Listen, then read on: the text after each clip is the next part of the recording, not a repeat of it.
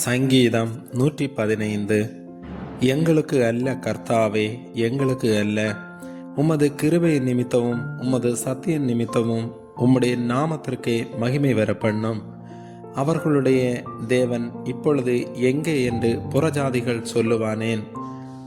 நம்முடைய தேவன் பரலோகத்தில் இருக்கிறார், தமக்கு சித்தமான யாவையும் செய்கிறார்.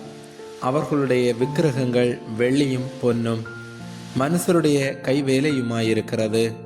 அவைகளுக்கு வாயிருந்தும் பேசாது, அவைகளுக்கு கண்கள் இருந்தும் காணாது, அவைகளுக்கு காதுகள் இருந்தும் கேளாது, அவைகளுக்கு மூக்கிருந்தும் முகராது, அவைகளுக்கு கைகளிலிருந்தும் தொடாது, அவைகளுக்கு கால்களிலிருந்தும் நடவாது, தங்கள் தொண்டையால் சத்தமிடவும் மாட்டாது.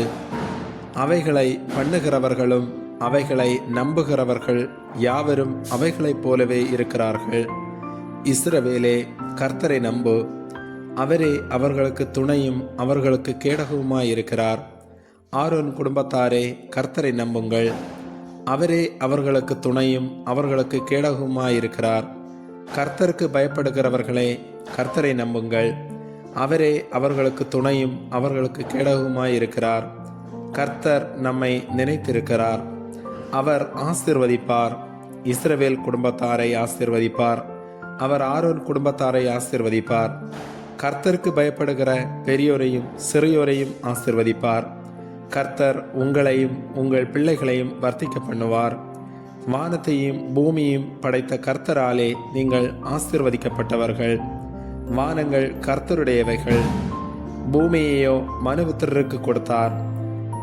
மரித்தவர்களும் மௌனத்தில் இறங்குகிற அனைவரும் கர்த்தரை துதியார்கள். நாமோ இது முதல் என்றென்றைக்கும் கர்த்தரை ஸ்தோத்தரிப்போம். அல்லேலூயா, ஆமேன்.